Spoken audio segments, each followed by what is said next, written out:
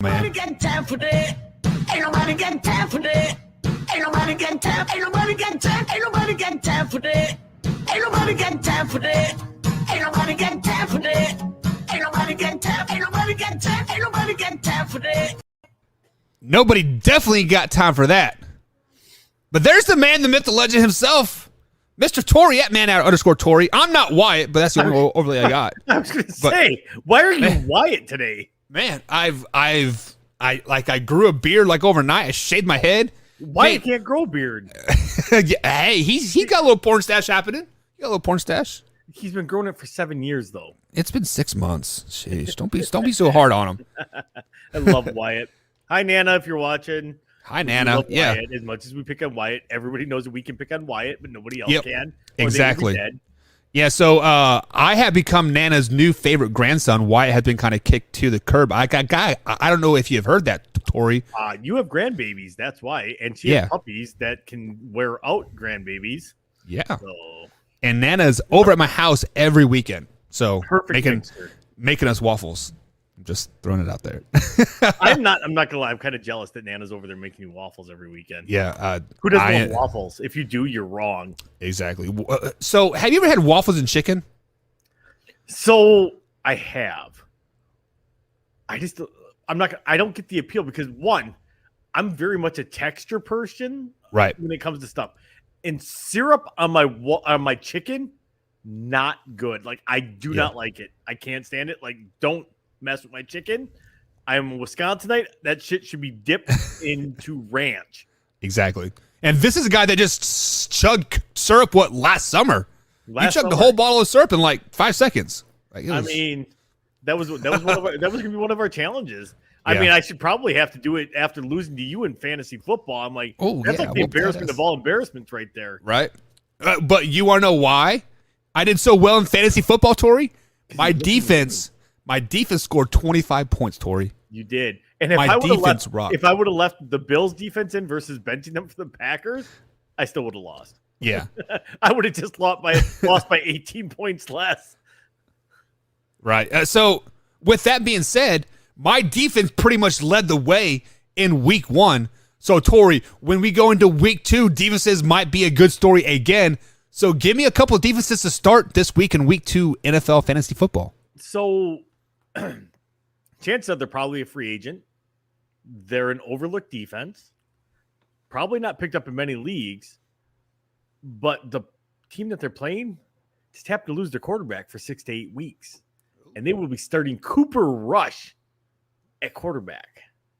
Talk about Rush. So if you should be looking at picking up the Cincinnati defense this week against the Dallas Cowboys. Hands down, look at it. We don't know what we're going to get out of Cooper Rush. There's a little bit of tape on him, not a ton.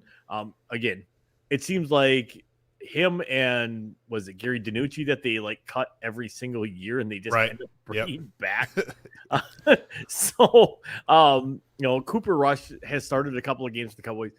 Not a great quarterback. I would be looking to start the Cincinnati defense, given that barn burner game that they lost against the Steelers when they should have had it in the bag. And I don't know what happened to Evan McPherson, who was clutch last year, but apparently can't make extra points or field goals this year. Right. Of course, we had like 4 field goal kickers that couldn't make anything this year. So you need to be looking hands down. Look at the Cincinnati Bengals. You got to look at like when the injuries start happening. And at that point, start playing the game of what matchup do I have? Hence, that's why it's so like in our league, I actually picked up 2 defenses. I picked up the Bills and the Packers based off the rounds. My other league, we don't have as many rounds. I only draft 1 defense. Right. And I will say the only reason I won is because I only drafted 1 defense and they were the Bills. And I started them, which I highly debated not doing. And I'm like, I should just pick up a defense because I was going to pick up the 1 defense I said to start last week. And that was the Tennessee Titans. And I did not. You did not. That was probably a pretty good choice since they did lose that game 21-20. It was literally the difference between me winning and losing my game last week. There you go. So the Cowboys, Tori, with all their starters in there, only scored 3 points last week versus the Tampa Bay Buccaneers. So obviously, guys, the Cincinnati Bengals, going against a backup quarterback in Cooper Rush, like Corey said, is not a very good quarterback, and we saw it last year. I think he even got hurt last year too, if I'm not mistaken. So Cincinnati Bengals defense is a must start this week if you have them or they're on the free agency wire there. So Tori, like the team that I just spoke on, the Dallas Cowboys, they played the Tampa Bay Buccaneers. Are they a good defense to pick up? Because the high-flying Cowboys offense, they held to 3 points. I will say, I don't know. They're a true wild card right now at this point. I mean, New Orleans looked like junk for 3 quarters last game, right, and ended up pulling it out. I don't know. I honestly think those New Orleans Saints, I'm not a Jameis Winston fan, unlike BC. BC is a huge Jameis fan. You don't know what you're going to get week in and week out with him. He had a good week last week. Mm-hmm. So would I start the Tampa Bay defense this week? Probably, because that means he's probably going to probably have a bad week, and he may have a Joe Burrow 5 interception game this week. Right. So I would say yes, they're going to dial up the pressure. Jameis does not do well against the pressure. And if he has any time at all, he's going to be dumping it off most likely to Kamara or to Troutman. I would say probably more likely to Kamara, because apparently my tight end predictions did not work out well last weekend. I think combined they had 3 catches. Yeah, mistakes happen, but I definitely picked up Knox. I actually traded 4 Knox for George Kittle, so we'll see how that goes will say by the end of the year, I think that's going to be a great trade. Yeah, especially since Kittle's out. I don't know if he's out this week yet or not. I mean, the sad part is you started him against me and I still lost. George Kittle? Yes. And no, I benched him. Did you? I thought you started him. Yeah, I started Darren Waller against you, actually. Oh. So you must have got that in under the wire. Because I'm like, is he seriously starting Kittle when he's out? Yeah, I think I did it Wednesday or Thursday. Like, it was right as the news broke. Like, I think we were on air, actually. I was like, oh, better switch that around. Switch that one out. So, speaking of Beastie, he is in the chat here. Says, what's up, gentlemen? What's up, Beastie? Yeah, if you got any fantasy questions, which you will need, because this week you're playing the myth, the legend himself, and that's Tori, I do believe. Ooh, me and BC this week. I gotta go look at my lineup yet. Yeah, don't worry. I usually tend to not look at my lineups. I don't know how you guys all do it. I usually not look at them till like Thursday morning, because I kind of want to wait for injury reports to come out and everything else like that, which is a great way to do your lineup, especially if you got people going on Thursday night and they might be questionable. I am absolutely that one that'd be like, oh, they kick off at 7:30. I will set my lineup at 7:21. Yep, that's exactly how I am, especially if I have Thursday players. Because and then Sunday you can usually set it up till like noon East Coast time. So it depends on the league setup. Like my league that I'm in, my one league that I'm in Green Bay, you have to have it set 5 minutes before kickoff. Okay. So we do have a question coming in the chat here, Tori. If you are willing to answer some questions. I mean, I guess I will, as long as they're not from BC. It says Mooney for Dio. I'm not for sure what that means. Do you know what that means? Yeah. I don't know who Dio is. I know who Mooney is. Dio? Who's Dio? I don't know. It must be the band from the 80s? I popped that question up thinking that I would figure it out, but yeah.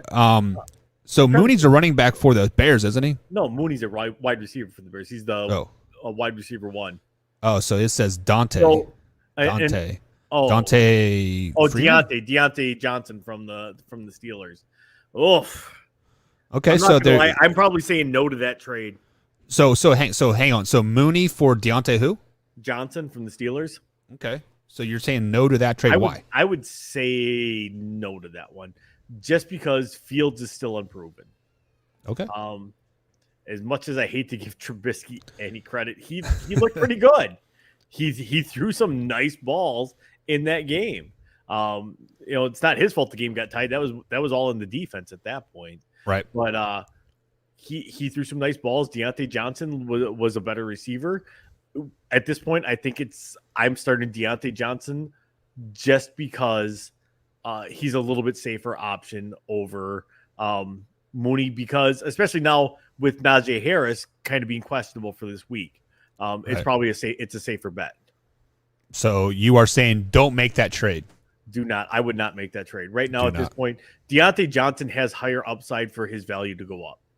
Yeah, and I feel like the Steelers now are going to be more of a pass-happy offense with the mobilization of Mitchell Trubisky and the arm strength versus Big Ben, because like they seem kind of tied down the last couple years with Big Ben's arm strength. I would tend to agree with that, but even then, Juju and Deontay and like every receiver they had was still putting up numbers. Right. No, it wasn't quite the Cam Newton. I can only throw 5 yards, but he could at least throw it 15 and still be effective. Yeah, so we do have another question popping in the chat here. This is from our man Beastie Combs at Beastie or at @man_Beastie is where he is he at. Was Cam Akers three touches a fluke, or will this be a trend, do you think, Tori? So this is one of the I did keep an eye on this. I think it's a trend. Yeah. Darrell Henderson last year played really, really well in the absence of Cam Akers. And the fact that they depended on him more on Thursday night against an extremely tough defense says more about where they feel that Cam Akers is at right now in their offense. I would say if you don't have Darrell Henderson and he's available in your league, absolutely pick him up because, again, handcuff. You should always be handcuffing if you absolutely can. I was looking at that. I'm like, I can't believe they only gave Akers 3 touches. Akers came back at the end of last year. Yeah. And they still did not work him back into the offense. Granted, he was coming off an Achilles tear. But we are now 18 months removed from that surgery, and he got 3 touches. Yeah. That says more about what Darrell Henderson has done than what Cam Akers has done since he's come back. I'm going to go with that's a trend right there. And what really sucks for me is Cam Akers was my first running back that I drafted, I think in the 4th or 5th round, I do believe. Should I drop him and go for somebody else since we're on kind of this Cam Akers kick here? Again, it's hard to say because they still might be having him basically on a pitch count and saying you're just not going to play a lot because, again, Achilles injuries can take a while to heal. Right. And it's not like an ACL where you can come back in 6 to 8 months. Like they still might be like, we're not real sure. I would try to handcuff them. I don't think you can in our league though, because I'm pretty sure somebody has Darrell Henderson. If they aren't, they should be picking them up right now. So if you're listening, you should be definitely taking Darrell Henderson right now. Hold on, let me check our league. Yeah, I'm not because I'm pretty good at running back in our league. I am terrible at running back. I'm not even going to lie. I forgot that we were doing a two running back league until the 9th round. I'm like, oh shit. Why do you think I took 3 running backs in a row? I have all running backs that can run and catch balls out of the backfield. And that's when when you guys were making fun of me for drafting Aaron Jones, I said trade bait. I don't think anybody I think Jameson was making fun of you. I was like, I want Aaron Jones. One more question here. I did call you Homer, but that's just me being a troll, right? Because I wanted him. I just wanted you to feel bad. Hey, you want to trade Aaron Jones for Cam Akers? I mean, you have faith in Cam Akers, right? No. Are you sure? Not even for all the Cams in the league, which would be what? Cam Akers, Cam Newton, and Cam Dantzler. How about Kamara? So Ackerzaz says Kamara and Robertson for Debo. So I'm assuming he's talking about James Robinson. Yeah, so he has Kamara and Robertson, and then he would be getting Debo in the trade. Would you make that trade? I like Debo. I mean, last year he put up some points. I like Debo a lot too. I mean, Jameson took him 3rd overall in our league, and I think he's going to be a weapon. I think Ayuk's going to take a little bit out of the way. I'm going to say no, just because if you look at the game last week, James Robinson played a heck of a lot better. It's Allen Robinson, actually. Oh, Allen Robinson. Yeah, okay, now we're definitely at a no. Because you have a team with Cooper Kupp, who's your number 1. Right. Who's going to get most of the targets? Cooper Kupp. Doesn't matter who else is on the team. Could he fill that Robert Woods type role? Yeah. Is he going to? Probably not. I just don't. It's going to take 5 or 6 weeks for them to really build up that kind of chemistry for quarterback, wide receiver to build up. Like that's even with the preseason, that type of stuff does not build up overnight. Right. I don't judge it by watching the Packer game. At that point, Aaron Rodgers might not have any patience left with any of his receivers. Right. He might just be dumping off to Aaron Jones and AJ Dillon the rest of the season. So yeah, no, honestly, I probably would not make that trade. No, just because Kamara is going to get his touches, because Jameis is going to dump it off to him. Kamara's too big of a weapon. You're never going to want to trade a weapon that is a 2-prong plus another 1-pronged weapon for somebody that's another 2-pronged weapon. Yeah. Well, and the bright side to this is Alvin Kamara is still suspended, right? He's suspended for another 4 or 5 games, correct? If I'm not mistaken. And because of that whole Vegas fight during the Pro Bowl, I thought he got suspended for the first 6 games of the year. So if that still is true, like I haven't actually checked into it, like that just hit my mind. Like, hey, he's like he's suspended still. I mean that means he's going to be fresh for the second half of the season for your playoff push, and that's where you make your money. Yeah, the playoff push. So. Second half in the playoffs. There you go. So no, I would tell you don't make that trade. So when you said a 2-prong versus a 1-prong, would you ever do a 2-person trade for a 1-person trade? Depending on who I was trading for. So if I'm getting, say somebody offers me Jonathan Taylor and they want, I'm trying to think who I can even talk about here that would make it seem even remotely fair. Say they offered me Zeke and Tony Pollard. No, absolutely not. Never. So say they offered me like Derrick Henry and Julio. I'm probably still saying no at that point because Derrick's a straight running back. He's not going to get, he's not going to grab you 70, 80 catches out of the backfield. Right. And Julio, at that point, somebody's probably like, okay, this is just my sweetener because it's Julio.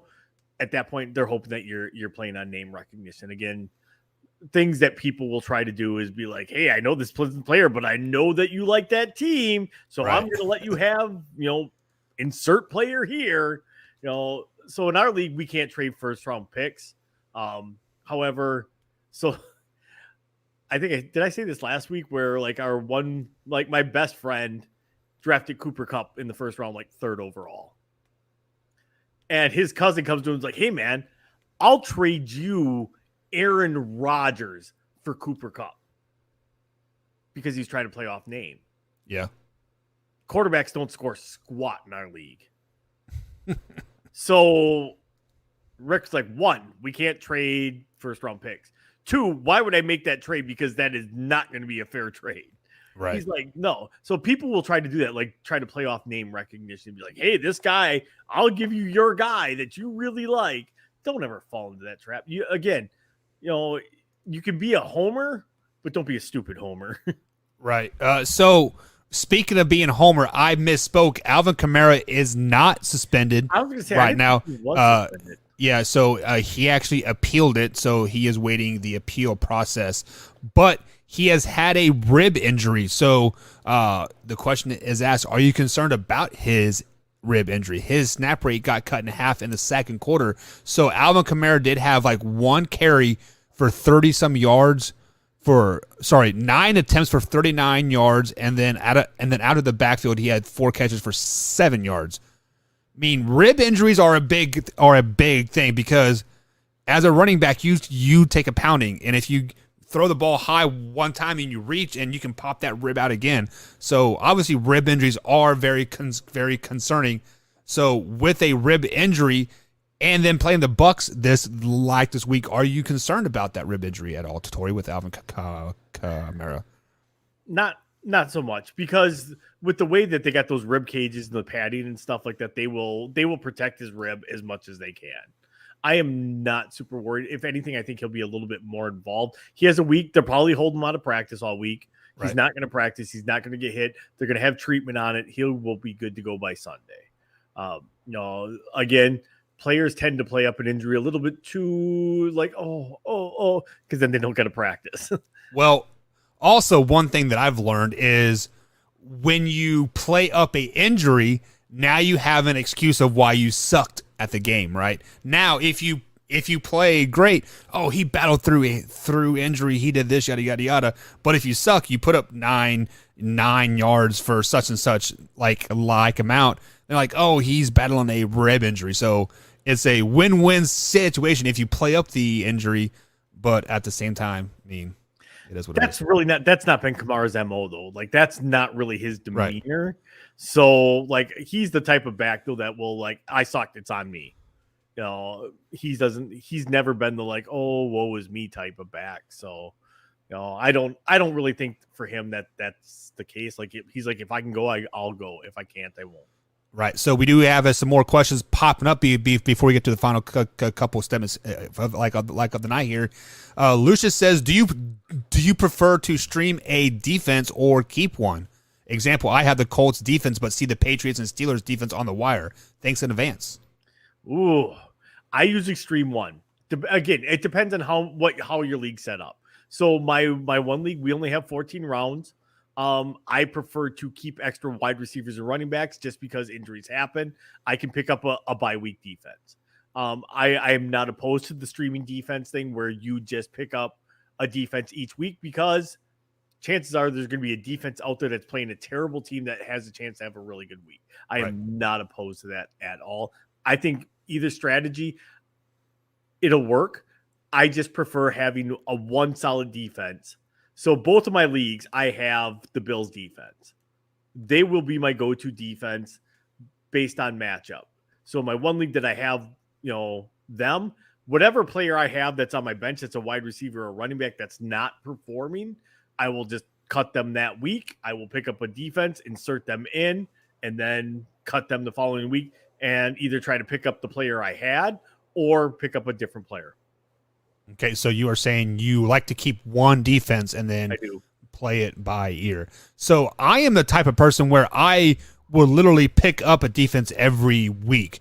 Just you know, so like last week I picked up the Titans defense in one of our leagues because you like, hey, they're playing the Giants, pick them up. And I'm like, well, I saw them on the wire, picked them up, and then like probably I saw like 80% of people were picking up the Titans defense after you said that, and now they're playing the Buffalo Bills this week, and like 90% of the people dropped them. I would say now you're rid of them.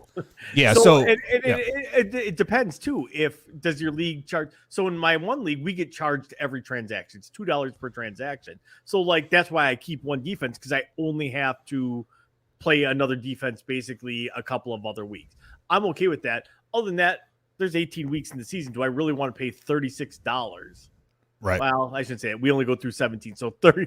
So do I want to pay $34 in transaction fees to pick up a defense every week? Yeah, I've actually never played the salary cap game, so I don't know anything about that. Maybe next year I will try to get into that salary cap game. Do you prefer salary cap over just like a free thing? Makes you think more? I like having the so in our league, any transaction is $2. Any trade is $4. Okay. So any trade you can split up any way. What does one person pay out $4? Does one person pay $1? The other one $3, $2. How much do you get? Like $100 a year or something? Yeah. And so with that league, all that money goes back into the kitty for the end of the year party that we always have. So it's actual cash. It's actual money. Like it's real money. So that's why I say like I keep one defense on the hook in that league because otherwise that would cost myself $34 out of my pocket. Right. All right. So Brandon BC Combs says defense by committee unless you have a top 5 defense. Agree? Again, I do, but unless you have transaction fees. Yeah. Like then you're only hurting your own pocketbook at the end of the year. Right. I would absolutely 110% agree with that. If you don't have transaction fees, absolutely pick up a defense every single week. Look at matchups, look at rankings, everything else, and then go from there. Like right now, anybody that plays the Dallas Cowboys, their defense is the defense. If they're available, you should be starting them against the Dallas Cowboys. Until you say that, until Brady 2.0 comes up, right? Have you seen that meme out there? Cooper Rush's Brady 2 is 2.0. I mean, but we've already seen Cooper Rush for a couple of years. Yeah, I don't understand that. He is not Tom Brady. This is the same Cooper Rush as was cut by the New York Giants last year. I'm just right, and then picked up immediately by the Cowboys, and then cut again this year by the Cowboys, and then picked back up. Yeah, it doesn't make sense. So speaking of cutting and picking people up, Tori, week 2 waiver wire is officially open. Give me some waiver wire guys that you are interested in picking up. So number one right now, we have a 12-team league. We have a very competitive league, and nobody drafted them. I actually put in a waiver claim, and I will find out here in about an hour and 13 minutes if I get him or not, is Robbie Anderson. He showed out in week 1. For as much as he hated Baker Mayfield and said he didn't want Baker Mayfield on that team, Baker Mayfield made him look good, and Robbie Anderson made Baker Mayfield look good. Those are two people that hate each other that are going to end up in love with each other by the end of the season. That's a bromance waiting to happen right there because Robbie's going to be like, you just got me paid a whole lot more money. Absolutely. If Robbie Anderson is available in your league, you need to be looking at Robbie Anderson. Yeah, so I just Google it. Robbie Anderson is available in 65% of leagues right now. Right. So that's per ESPN. I didn't look up Yahoo or the other one. This CBS. So per ESPN is 65%. That's crazy. I'm rolling my dice on him. I am cutting. Who am I cutting? I'm actually. Well, I had drafted Brian Robinson, just trying to stash him away on my bench until he can come back and play because he'll probably be the starter for the I almost called them the not Washington Redskins, but the Washington Commanders. But I don't. Injuries are dictating right now that I need to cut Brian Anderson. He's not coming back till week 5 or 6, so I probably might be able to get him back. Is there any other player that you're looking on the waiver wire? So chances are he's probably taken in most leagues just based off what he did last year. But if on the off chance he is not taken, Cordero Patterson. You need to be looking at Cordero Patterson. He's picking up right where he left off last year. The running back, I'm trying to think of his name that they picked up. The Falcons running back? Yeah, the Falcons running back. He ended Algier. Is it Algier? I'm looking up right now. I don't know. I'm pretty sure. I think it's Algier. But they kind of predict that he might kind of take over. He got hurt last week. I will tell you right now, I left 15 points on my bench with Cordero Patterson sitting on my bench. And that leads me right into my third one that's probably available in most leagues too, is James Robinson. Everybody kind of expected ETN to kind of take over, me included, but I picked up James Robinson in my league just in case, because again, if ETN or something happens, guess what? I now have their backup. Somebody's got to trade me for him, and somebody's going to pay dearly if they really, really want him. So you're saying pick up James Robertson and Cordell Patterson right now, right? Both of them. Both of them if they are available in your league. Patterson's almost like a Debo. He's a lesser known Debo essentially. Yeah. Probably not as available in most leagues. But yeah, I would say absolutely pick him up. Same thing with James Robinson. James Robinson outshined. I was one of them who's like, ETN's going to kind of take over. But again, I took a flyer on like the 13th round on James Robinson. Could it cost me $2 in the end? Yeah, it could. But if week 1 was any indication where James Robinson completely outshined ETN, well, guess what? I just found my diamond in the rough for the year. Right. So just looking at their roster right now, Cordero Patterson is listed as the number 1. Tyler Aguilar is listed as 4th string. So Damian Williams is the 2nd string running back right now. Damian Williams went out of the game as well. Yeah. So he is listed as out right now. Yeah. All right. So there you go. So last question that we have of the night, Tori, is we saw some week 1 busts. We saw, King Henry kind of be a bust. We've seen Robertson be a bust. Cam Akers be a bust. Week 2 bust. Give me some players. So again, probably a player nobody started in week 1. Hell, probably a player nobody started or even had on their roster in week 1 that shined out in week 1. Geno Smith. That's more of a 1-week wonder than anything else. People might be like, this guy might not be so bad. So what did they say? What did he say? People wrote me off, but I ain't right back. Yeah. Yeah, I saw that. I don't know, Gino. You've been in the league for like 6 years now and never really done a whole lot, even when the Jets had you. So I'm still not signing that check for you. So you want to stay away from the 1-week wonders. You got to look at people that might have sustained success. I don't think Geno has it just because the track record's not there. If you're somebody that's been in the league for maybe 1 or 2 years, maybe, but you've been in the league like 6 years. So probably not going to happen. So Geno Smith, week 2 bust. Week 2 bust. Another one that looked really good in week 1 and broke my heart last year because I thought he'd be a lot better than he was and shined out in week 1, Kareem Hunt.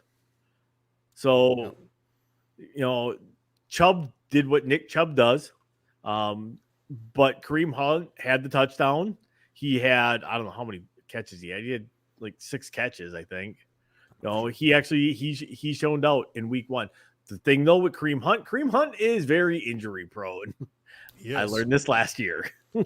He was out like 6 or 7 games last year with the ankle injury. When he came back, he still wasn't the same player.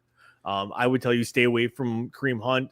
Chances are he's been picked up in most leagues, but I would actually put him on my bench this week if I had him on my roster. Yeah, so being a Chiefs fan, I saw Kareem Hunt firsthand. He has a big running back mindset with the little running back body. So with that being said, he wants to try to run you over, but he's 160 pounds. So, sorry. Soaking wet. Soaking wet.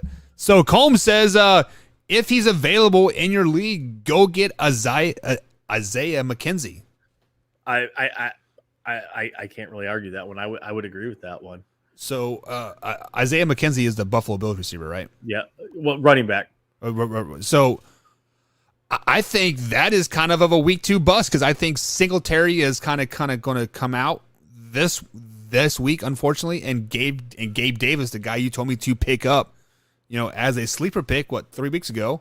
I think he's going to shine too. So I was going to say, what other sleeper pick did I talk about last week that actually showed up really well? Oh, Equinemius St. Brown. Yeah, you nailed that one on the head. So definitely pump your chest, hit your fist on that one, man. You nailed it.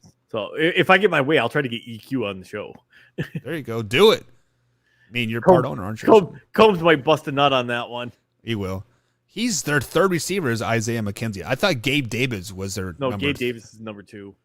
Okay. I thought McKenzie was a running back. Oh, no, I'm thinking of James. Bleh. He's behind Moss. James Cook. James Cook is who I'm thinking of. That's what I was thinking of. Okay. Another week 2 bust because he was a week 1 bust as well. Damian Pierce. Drafted him in my league in like the 4th round. Like Damian Pierce could be the man in Houston. Rex freaking Burkhead is their lead back.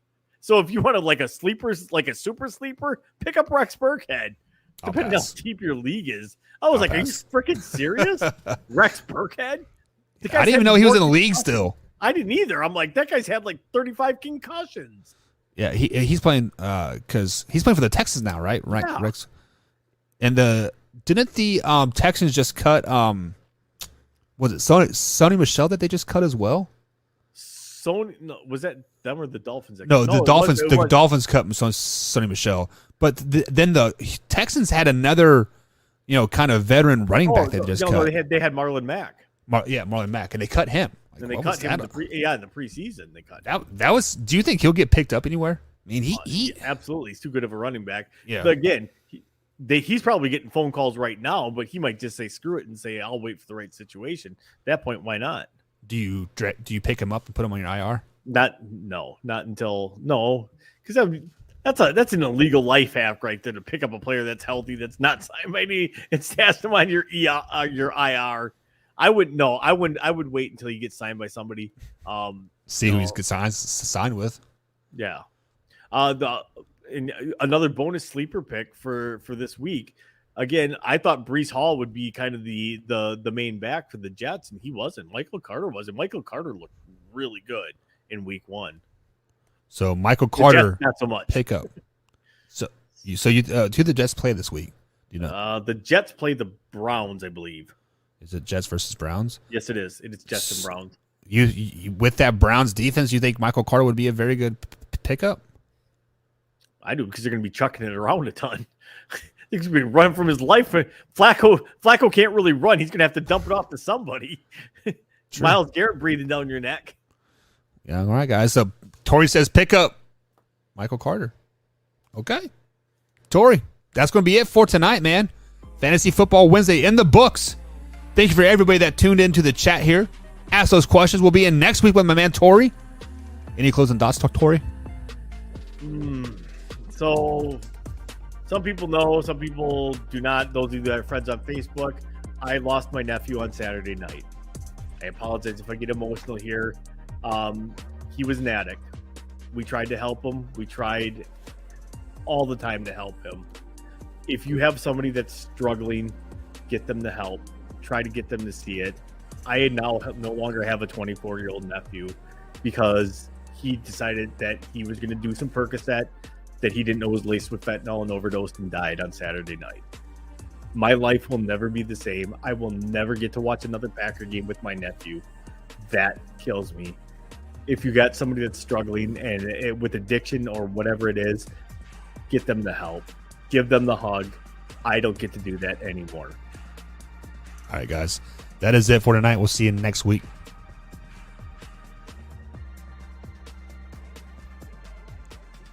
Alrighty, boss. We are clear. Thanks, Wyatt. Anytime for you, Tori. Hey, if you ever need to talk, man, just holler.